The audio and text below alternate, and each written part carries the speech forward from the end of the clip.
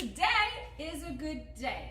I have been waiting patiently, or should I say as patiently as I'm capable of, to do a video on this 1947 Harley Davidson WLA.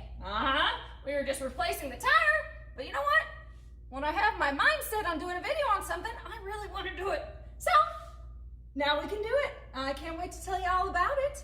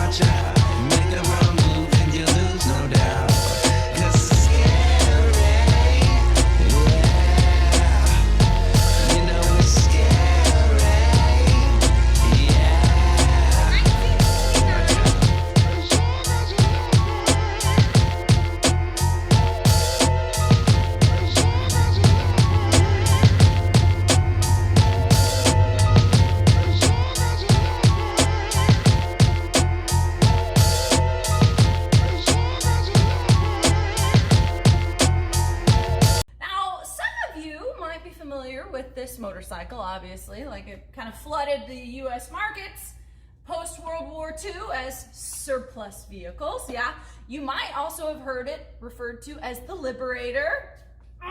Liberator. Now, I'm going to tease you. I'm going to let you take a spin around the car, and then I'm going to tell you all about the origins of the WLA. And before then, I will tell you that this car is an excellent, talking about cars so much, never get to talk about motorcycles. It's one of my favorites. My dad's had it for quite a few years. This and the Indian Chief, the 47 Indian Chief. Sometimes my mouth talks too fast than my brain. This and the Chief are just kind of those like, just impressive motorcycles. So, without further ado, let's look all around this motorcycle, and then we're gonna talk about the beginnings of the WLA, huh?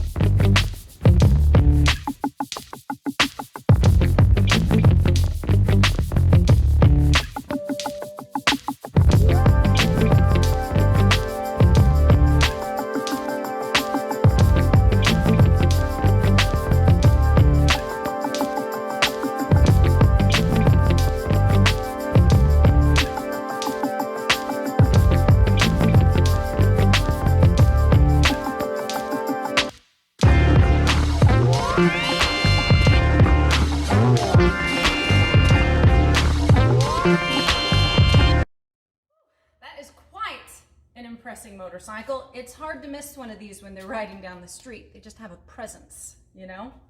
So let's go ahead. We are going to talk about the origins of the WLA.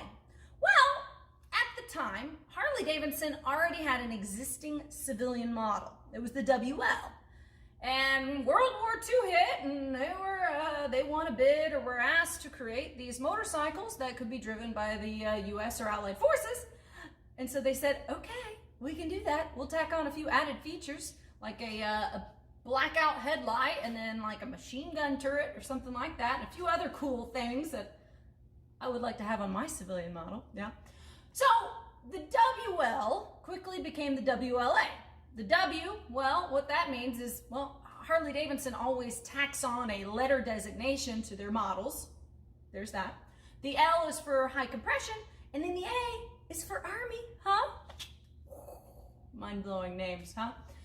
Now, they shot out a pretty fair amount of these and pretty quickly, which was great. They needed them overseas. So after World War II was over, they had some surplus, all right? And this is why this is considered a surplus WLA, civilianized WLA.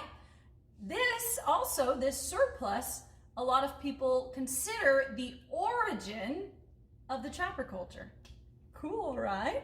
Well, it makes sense. So when you think about it, there's surplus, awesome Harley Davidsons available for purchase. Servicemen are coming back from overseas. They are familiar with this motorcycle. They probably worked on it over, on some French country back road when it maybe broke down or something. They are familiar with this motorcycle, and they're like, hey, well, it's a reasonable price. Of course I'll purchase it. You purchase this motorcycle and then you make it your own, and that was the start of the modifying culture that is the chopper culture. So people say, I like that story too.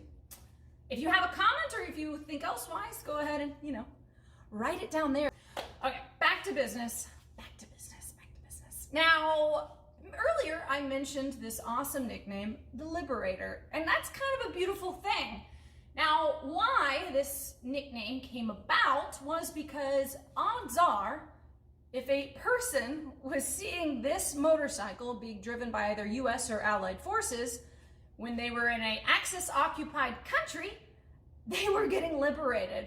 So, and these motorcycles were so prevalent and being used so much, they were kind of the first ones to hit on the scene. It's an awesome thing. A fantastic little tidbit of history behind this motorcycle. Okay, before I get sentimental on that, let me get back to business. Okay, I was going to now tell you about the motor engine. It is a Harley Davidson V-twin that is capable of 25 horsepower, and then it has a 3-speed hand shift. So that hand shift, if anybody's familiar with driving them, there is a learning curve it's not your average shift that you would have on a motorcycle. But once you get it down, it's really cool to drive. I haven't driven one myself. That's words out of my father's mouth after I asked him about it.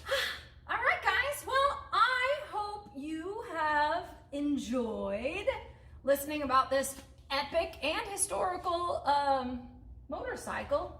It's cool. You know what? And the reality is a lot of cars and motorcycles have these fantastic little histories behind them. And it's my goal to share that with everyone else. Right? Oh, and by the way, if you like these videos, I'm going to be cranking out more and more, always, as I do. And so subscribe or like. If you have something negative to say, obviously keep it to yourself. And thank you for joining me once again. All right?